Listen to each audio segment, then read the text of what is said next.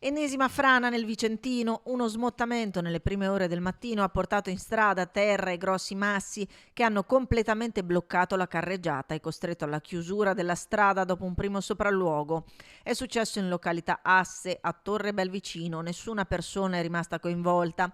Resta chiusa al traffico la provinciale 46 del Pasubio. I tecnici di viabilità stanno eseguendo operazioni di disgaggio a monte con personale specializzato, in particolare i rocciatori.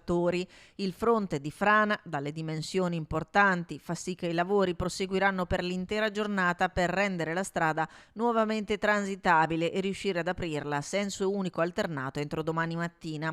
La difficoltà di reperire rocciatori esterni a causa della giornata prefestiva non aiuta. Intanto è in corso un'attività ispettiva per verificare le cause della frana e per programmare un intervento risolutivo di messa in sicurezza.